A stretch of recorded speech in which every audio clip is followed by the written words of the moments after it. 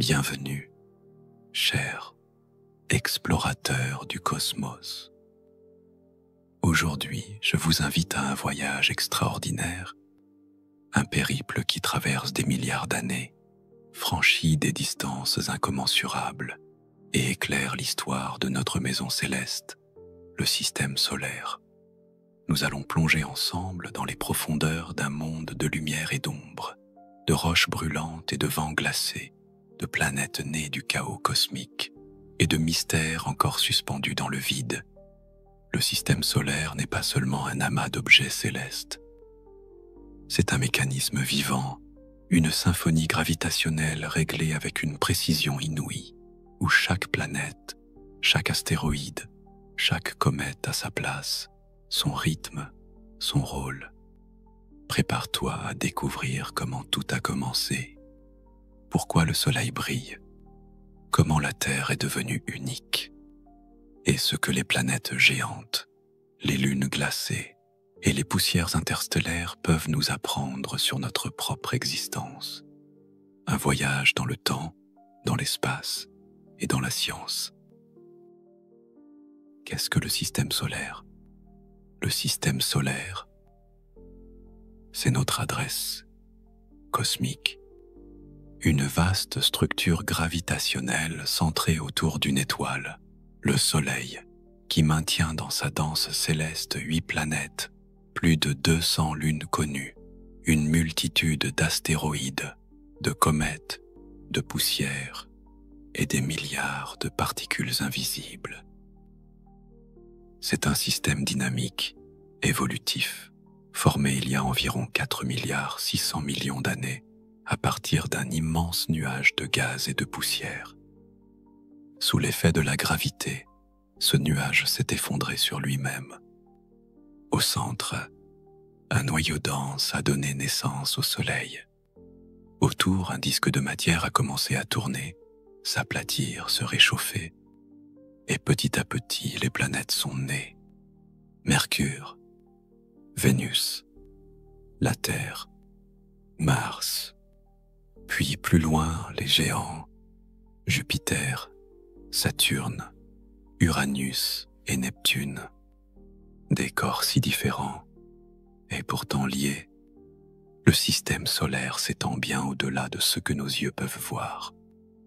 Si l'on inclut le mystérieux nuage d'Oort, une sphère hypothétique remplie de comètes lointaines, son diamètre pourrait atteindre près de 2 années-lumière. Cela représente environ 19 000 milliards de kilomètres. Pour vous donner une idée, si le Soleil avait la taille d'un ballon de football, la Terre serait une bille de quelques millimètres située à 30 mètres de là. Et Pluton, il serait à plus d'1 kilomètre. Le vide cosmique entre les planètes est immense. Mais ce vide n'est pas vide de sens. Il est rempli de force, de mouvement et de mémoire. Une mécanique céleste. Le système solaire est un chef-d'œuvre d'équilibre. Chaque objet tourne autour du Soleil, sous l'influence de la gravité. Les planètes suivent des trajectoires elliptiques, selon les lois décrites par Kepler. La force qui les attire vers l'étoile est exactement contrebalancée par leur mouvement orbital. C'est cela qui les empêche de tomber dans le Soleil. Mais ce n'est pas une horloge figée. Des collisions ont eu lieu. Des orbites ont été modifiées. Des lunes ont été arrachées ou capturées. C'est une structure vivante, en constante évolution. Une position dans la galaxie. Notre système solaire se trouve dans la galaxie que nous appelons la Voie lactée, un disque d'environ 100 000 années-lumière de diamètre, contenant des centaines de milliards d'étoiles. Nous sommes logés dans un bras secondaire, le bras d'Orion, à environ 27 000 années-lumière du centre galactique. Ce n'est pas un hasard. Cette région relativement calme a peu être permis à la vie d'émerger sur Terre, loin des explosions stellaires et des radiations intenses du centre galactique. Et le système solaire n'est pas immobile. Il tourne autour du centre de la galaxie à la vitesse de 828 000 km par heure, accomplissant un tour complet en 225 à 250 millions d'années. Ce cycle est parfois appelé une année galactique. La dernière fois que notre système était à cette position, les dinosaures dominaient la Terre. Comprendre notre place dans l'univers a toujours été un rêve humain. Depuis les premiers regards portés vers le ciel nocturne, les civilisations ont tenté de percer les mystères du cosmos. Avant les télescopes, avant les sondes spatiales, il n'y avait que les yeux et l'imagination. Les premières grandes civilisations, en Mésopotamie, en Égypte, en Grèce, en Inde et en Chine, ont observé les étoiles, les mouvements du Soleil et des planètes, les éclipses, les saisons. Mais une idée dominait pendant des siècles. La Terre est au centre de tout. Le modèle géocentrique, l'univers centré sur la Terre. Ce modèle, que l'on appelle géocentrique, a été formalisé par Ptolémée, un astronome gréco-égyptien du IIe siècle. Dans sa vision, la Terre était immobile, au centre de l'univers. Autour d'elle tournait le Soleil, la Lune, les planètes et les étoiles accrochées à des sphères cristallines.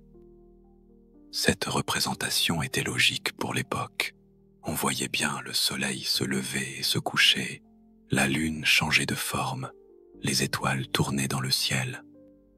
Mais pour expliquer certains mouvements complexes des planètes, comme leur rétrogradation, il fallait multiplier les cercles dans les cercles, les épicycles, rendant le système de plus en plus compliqué. Et pourtant, ce modèle tiendra près de 1500 ans, soutenu par les autorités religieuses et intellectuelles de l'Europe médiévale. Il était rassurant. Il plaçait l'homme au centre du monde. Mais il était faux. Copernic, une révolution silencieuse.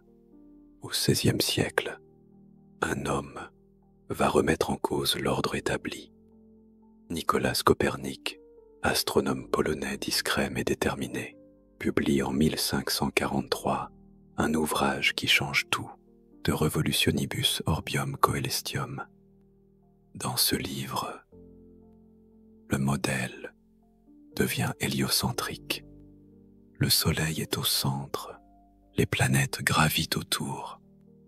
Ce nouveau système, plus simple et plus élégant, bouleverse les croyances. Mais il reste controversé, car il remet en question non seulement les théories scientifiques, mais aussi les dogmes spirituels. Galilée, le regard tourné vers les étoiles. Un siècle plus tard, au début du XVIIe siècle, un autre homme ose pointer un nouvel instrument vers le ciel, Galileo Galilei, l'un des pères de la science moderne. Avec sa lunette astronomique améliorée, Galilée observe la Lune et découvre qu'elle est couverte de cratères. Il observe les phases de Vénus, qui ne peuvent s'expliquer que si elles tournent autour du Soleil.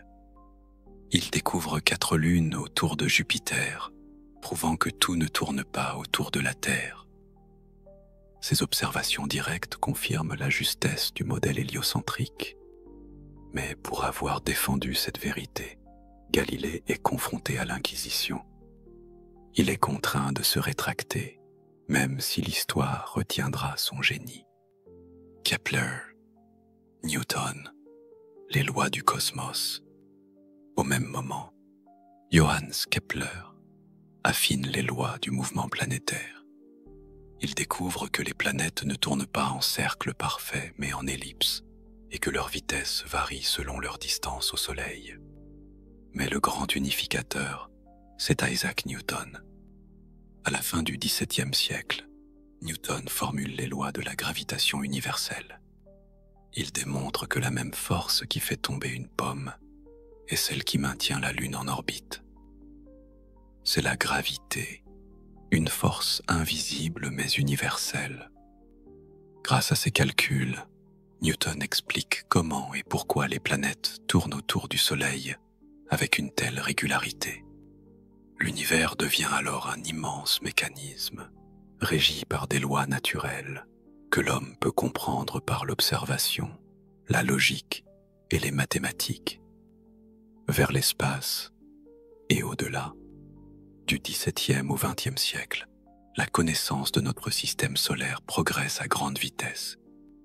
On découvre Uranus, 1781, puis Neptune, 1846. On identifie les ceintures d'astéroïdes et des milliers de lunes. On développe des télescopes puissants, puis les premiers lancements dans l'espace. En 1969, l'homme marche sur la Lune. En 1990, le télescope Hubble est lancé et transforme notre regard sur l'univers. Et aujourd'hui, des sondes explorent les planètes, des robots roulent sur Mars, et des missions sont en route vers les confins du système solaire. Le système solaire peut être divisé en deux grandes familles. Les planètes intérieures, Mercure, Vénus, Terre, Mars, et les planètes extérieures, géantes et gazeuses, Jupiter, Saturne, Uranus, Neptune. Les premières sont appelées planètes telluriques. Elles ont un noyau métallique, un manteau rocheux et une surface solide. Elles sont plus petites, plus denses et situées plus près du Soleil. Mais ne te laisse pas tromper par leur apparente proximité. Chacune d'elles est un monde radicalement différent, un chapitre unique du grand livre cosmique. Mercure, le messager brûlé du Soleil. Mercure est la planète la plus proche du Soleil et aussi l'une des plus mystérieuses. À seulement 58 millions de kilomètres de notre étoile, elle est soumise à des températures extrêmes, une fournaise glacée. Pourquoi ? Parce que Mercure n'a quasiment pas d'atmosphère. Rien pour retenir ou distribuer la chaleur. Mercure est petite, un peu plus grande que la Lune, mais extraordinairement dense.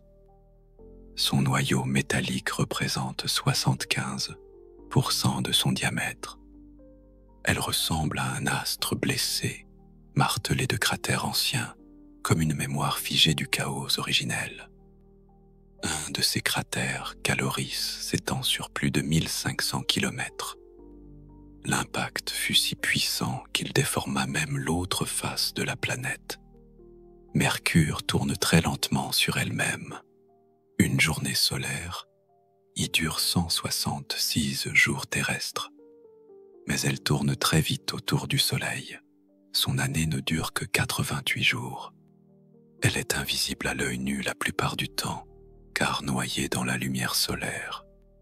Pourtant, Mercure est une capsule temporelle, un fragment de notre passé le plus lointain. Vénus, la sœur maudite de la Terre. Vénus est parfois surnommée la jumelle de la Terre. Même taille, même masse, même densité, même gravité. Mais la ressemblance s'arrête là, car Vénus est un enfer étouffant, un cataclysme climatique figé. Son atmosphère, composée à 86% de dioxyde de carbone, est si dense qu'elle exerce une pression 92 fois supérieure à celle de la Terre. C'est comme être à 1000 mètres sous l'eau. Les nuages de Vénus sont faits d'acide sulfurique, et sous cette chape toxique, la température au sol atteint 470 degrés Celsius, bien plus que sur Mercure, pourtant plus proche du Soleil. Ce cauchemar est dû à un effet de serre incontrôlé. Autrefois, Vénus a peut-être eu des océans, comme la Terre, mais en s'évaporant, la vapeur d'eau, un puissant gaz à effet de serre, a amplifié la chaleur. Les volcans ont libéré du dioxyde de carbone. et la planète s'est enfermée dans une boucle infernale. Vénus tourne à l'envers. Sa rotation est rétrograde. Elle met 243 jours pour faire un tour sur elle-même, mais seulement 225 jours pour faire le tour du Soleil. Résultat paradoxal, un jour sur Vénus est plus long qu'une année. Et pourtant, les vents dans la haute atmosphère soufflent à plus de 300 km par heure. Des tempêtes acides, continues, invisibles. La surface est volcanique, parsemée de plaines de lave, de coronets, d'anciens volcans figés. Les sondes soviétiques Venera furent les premières à s'y poser, mais aucune ne survécut plus de 2 heures. Vénus, c'est un avertissement planétaire, un rappel de ce qui peut arriver si l'équilibre climatique est brisé. Et puis, il y a notre maison, la Terre, la seule planète, à ce jour, connue pour abriter la vie, une oasis bleue dans le désert noir. La Terre est située dans la zone habitable du Soleil, ni trop chaude, ni trop froide, là où l'eau peut exister à l'état liquide. Environ 70% de sa surface est recouverte d'océans. L'eau y régule la température, transporte les nutriments, façonne les climats.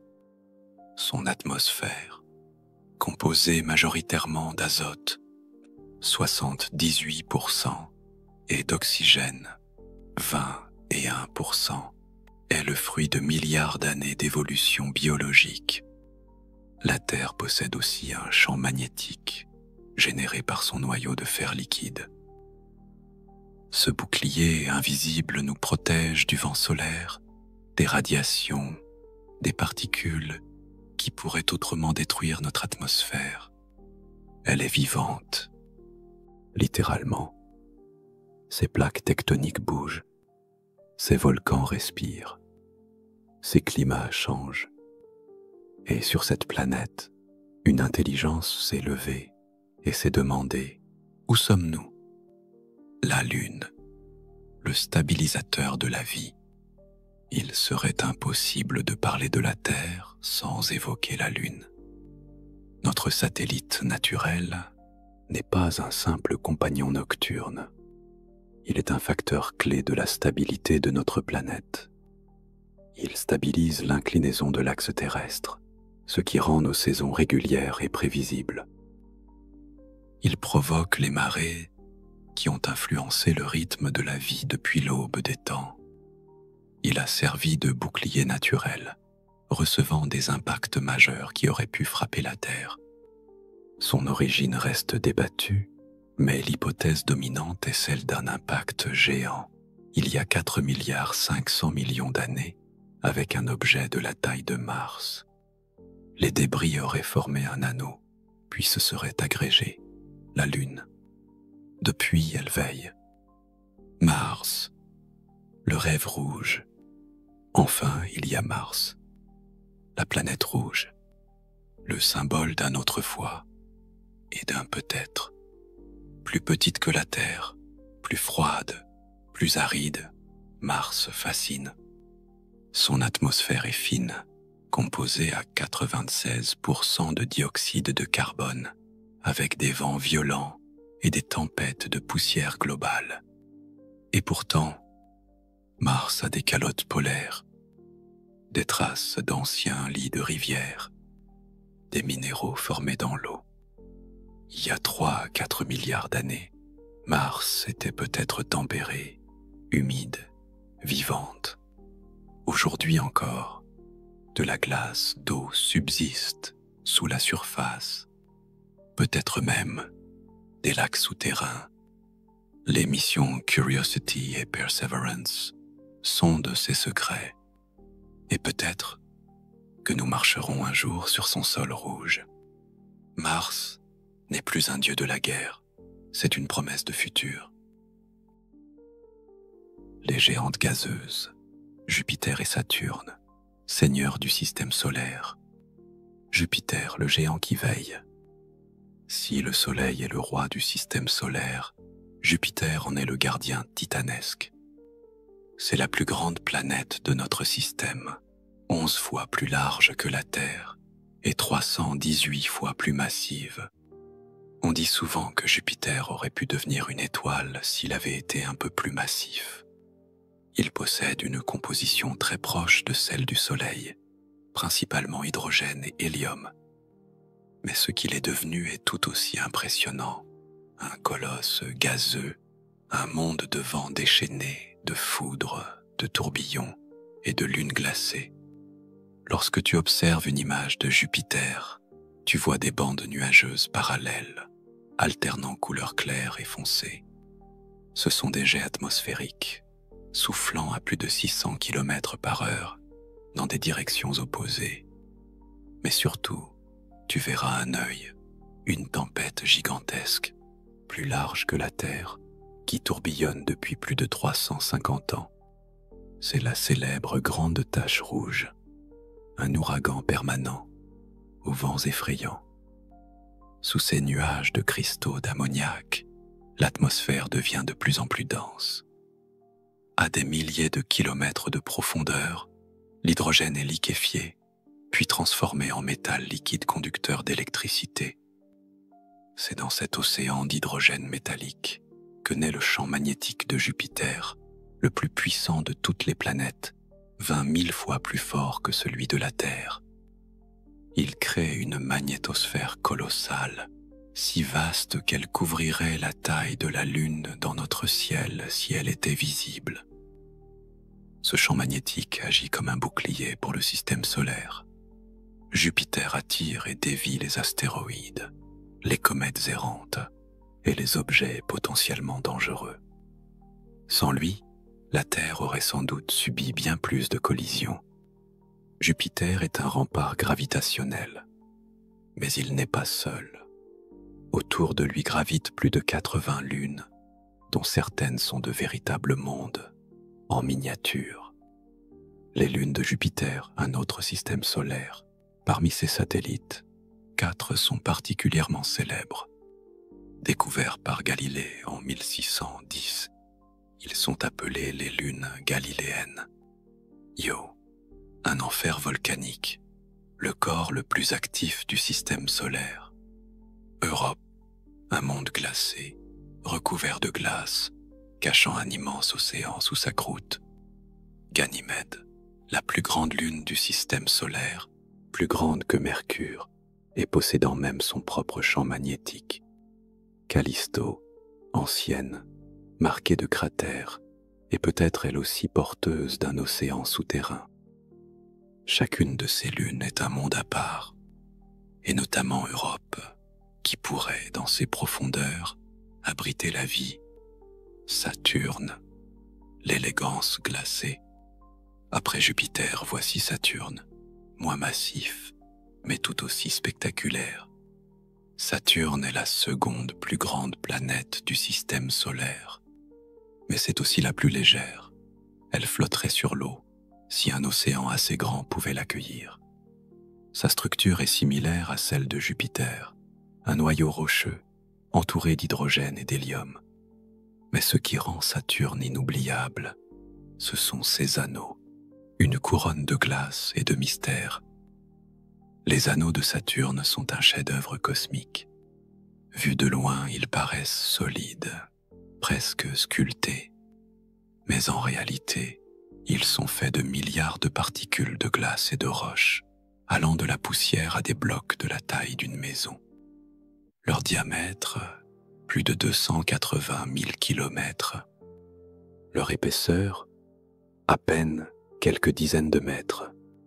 Ces anneaux sont séparés par des fissures, comme la division de Cassini, causée par l'influence gravitationnelle des lunes. D'où viennent-ils? Peut-être d'un ancien satellite désintégré. Ils sont jeunes, peut-être 100 millions d'années seulement, et ils pourraient disparaître un jour, aspirés par Saturne elle-même. Un hexagone au pôle. Saturne n'est pas qu'un bijou orné d'anneaux. C'est aussi une planète aux phénomènes atmosphériques étranges. Au pôle Nord, on a découvert un hexagone parfait, vaste de 25 000 km de large.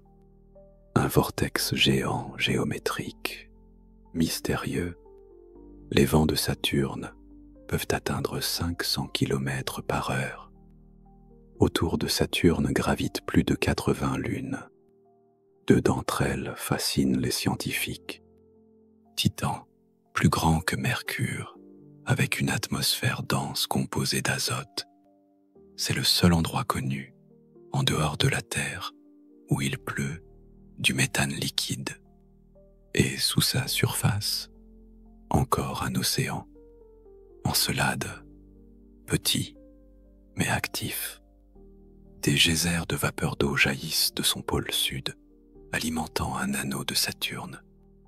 Son océan souterrain contient des molécules organiques et peut-être les conditions pour la vie. La mission Cassini, lancée en 1997, a passé 13 ans à étudier Saturne. Elle nous a offert des images magnifiques, des découvertes inédites et une nouvelle compréhension du système saturnien. Le module Huygens, lui, s'est posé sur Titan en 2005.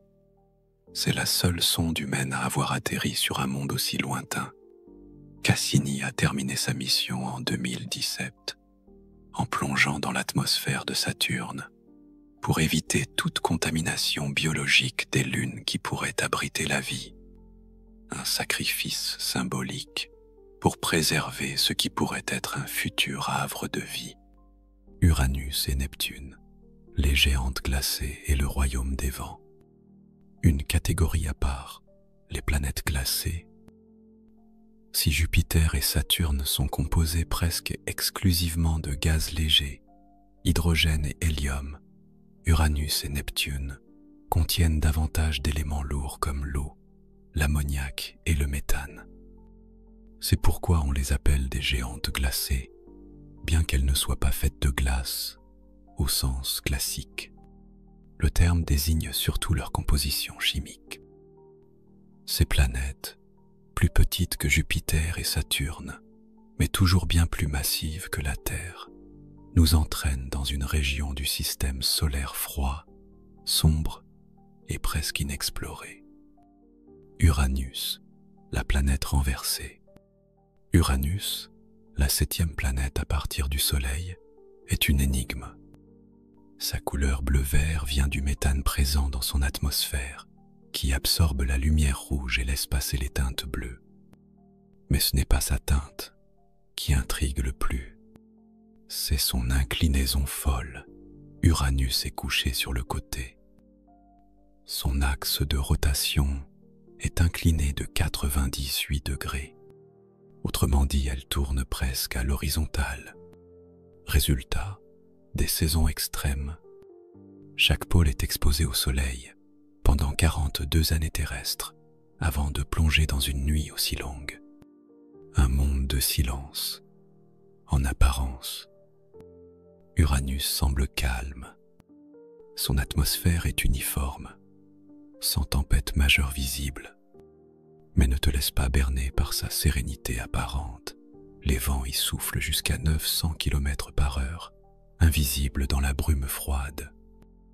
Sa température moyenne frôle les moins 224 degrés Celsius. C'est la planète la plus froide du système solaire. Et paradoxalement, elle n'émet presque pas de chaleur interne contrairement à toutes les autres. Pourquoi ? Peut-être qu'un choc titanesque, un impact géant lors de sa formation, a perturbé sa dynamique interne, incliné son axe et figé sa chaleur. Des anneaux discrets et des lunes étranges. Oui, Uranus possède des anneaux, mais bien plus fins, sombres et étroits que ceux de Saturne. Ils sont faits de particules noires, difficiles à détecter. Autour d'elle orbitent 27 lunes connues, aux noms inspirés de Shakespeare et Pope. Parmi elles, une retient l'attention, Miranda. Un petit monde chaotique, marqué de falaises de 20 km de haut, de vallées gigantesques et de terrains fracturés. On dirait un puzzle mal recollé, comme si la Lune avait été détruite puis réassemblée. Uranus n'a été visité qu'une seule fois, en 1986. Depuis, elle reste une planète oubliée que les scientifiques espèrent redécouvrir dans les prochaines décennies. Neptune, le maître des tempêtes.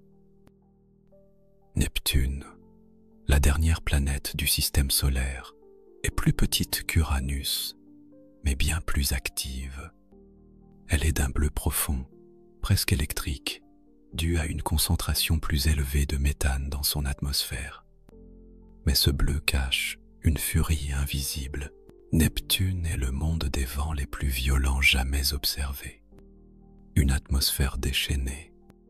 Les vents sur Neptune atteignent 2400 km/h. C'est 3 fois plus rapide que les ouragans les plus puissants sur Terre et plus rapide que la vitesse du son dans l'air. Comment une planète si éloignée, recevant à peine un 9/100 de la lumière solaire que reçoit la Terre, peut-elle être aussi dynamique? Le mystère reste entier. Peut-être que sa chaleur interne, bien plus intense que celle d'Uranus, alimente cette furie. Comme Jupiter, Neptune présente de grandes taches sombres, signes d'ouragans gigantesques qui apparaissent puis disparaissent en quelques années. L'intérieur de Neptune, une chaudière glacée. Sous l'atmosphère, Neptune est composé d'une épaisse couche de glace chaude et de fluides exotiques, eau, ammoniac, méthane supercompressé. Au centre, un noyau rocheux dense, brûlant, où la température atteint 7000 degrés Celsius. Neptune émet plus du double de l'énergie qu'elle reçoit du Soleil, preuve d'une activité interne encore puissante. Triton, une lune à contre-courant. Parmi les 14 lunes connues de Neptune, Triton est la plus grande et la plus étrange.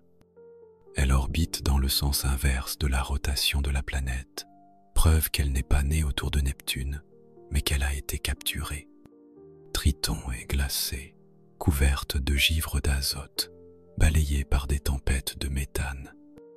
Mais ce qui frappe surtout, ce sont ces geysers de glace, des plumes d'azote liquide qui s'élèvent à plusieurs kilomètres dans le vide, expulsées par la chaleur interne. Triton pourrait cacher un océan liquide souterrain, tout comme Europe, Encélade ou Ganymède.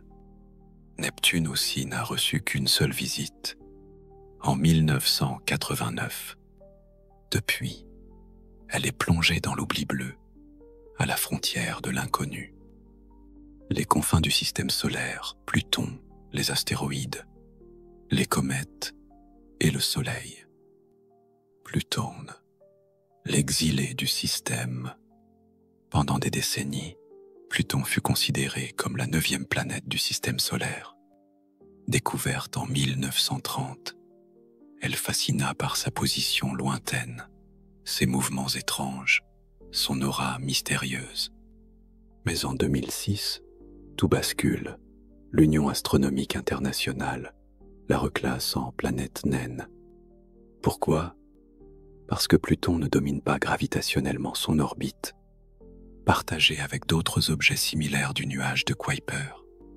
Cela dit, Pluton n'est pas moins passionnante. Un monde de glace et de contraste. Pluton est plus petite que la Lune, mais ses paysages sont spectaculaires. En 2015, la sonde New Horizon survole Pluton et révèle un monde vivant, divers, étrangement dynamique. Des plaines de glace d'azote, comme Sputnik Planitia, lisses comme un miroir. Des montagnes de glace d'eau, hautes de plusieurs kilomètres. Des ciels brumeux, des ombres allongées, des canyons profonds. La surface de Pluton est composée de méthane gelé, de monoxyde de carbone et d'azote solide. Et pourtant, on y observe des signes de mouvement géologique récents, sans cratères visibles à certains endroits. Autour de Pluton, 5 lunes orbitent. La plus grande, Charon, et si massives qu'ensemble, elles forment un système double, dansant autour d'un centre de gravité commun situé en dehors de Pluton. La ceinture de Kuiper, un autre monde commence. Au-delà de Neptune s'étend un territoire immense, glacé, sombre, la ceinture de Kuiper. C'est ici que vivent des milliers d'objets comme Pluton, Haumea, Makemake, Eris. Des mondes inconnus, potentiellement planétaires, faits de glace, de roches et de secrets.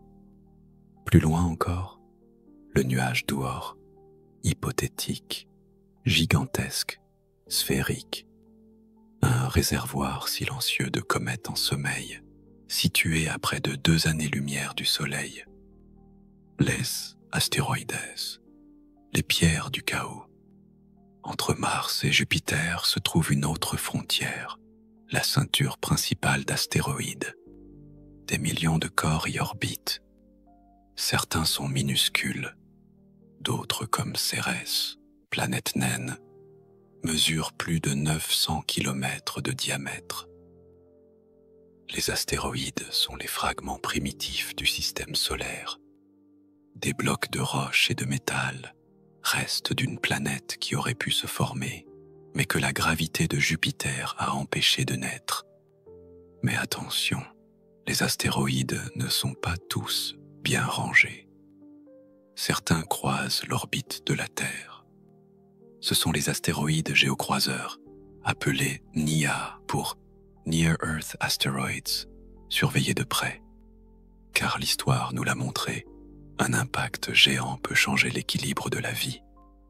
Il y a 66 millions d'années, un astéroïde a frappé la Terre, causant l'extinction des dinosaures. Aujourd'hui, des missions comme DART expérimentent la déviation de trajectoire pour éviter qu'un jour, l'histoire se répète.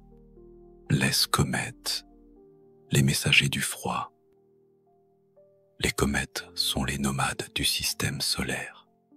De simples blocs de glace sale, peut-être, mais des voyageuses millénaires, venues des ténèbres lointaines. Lorsqu'elles s'approchent du soleil, leur glace se sublime, créant une chevelure lumineuse et une queue brillante qui pointe toujours dans la direction opposée au soleil, soufflée par le vent solaire. Les comètes viennent soit de la ceinture de Kuiper, soit du nuage d'Oort. Certaines ont une orbite courte, comme la comète de Halley, 66 ans. D'autres peuvent mettre des millions d'années à revenir. Certaines théories suggèrent que ce sont les comètes qui auraient apporté l'eau et les molécules organiques sur la Terre primitive. Des graines du vivant, semées depuis l'obscurité glacée. Le soleil, cœur brûlant de notre monde. Et au centre de tout, il y a le soleil, une étoile jaune de type G2V, née il y a 4,6 milliards d'années et qui brillera encore 5 milliards d'années. Il représente 99,8% de la masse du système solaire. Sans lui, aucune planète ne resterait en orbite. Sans lui, il n'y aurait ni chaleur, ni lumière, ni vie. Un réacteur nucléaire naturel. Le Soleil produit son énergie par fusion nucléaire. Au cœur de son noyau, des atomes d'hydrogène fusionnent pour former de l'hélium, libérant une quantité phénoménale d'énergie. Chaque seconde, il transforme 4 millions de tonnes de matière en lumière. Cette énergie met des centaines de milliers d'années à sortir du noyau, mais seulement 8 minutes pour atteindre la Terre. Sa surface visible, la photosphère, est agitée de granules, de taches solaires, de protubérances. Au-dessus, la couronne solaire s'étend sur des millions de kilomètres. C'est d'elle que naissent les vents solaires, les éruptions et les orages magnétiques. Le vent solaire est un flux de particules chargées qui se propage dans tout le système.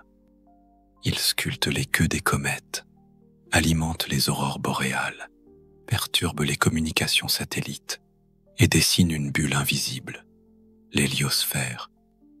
À sa frontière, située à environ 120 unités astronomiques, se trouve l'héliopause, la limite entre l'influence du Soleil et le vide interstellaire.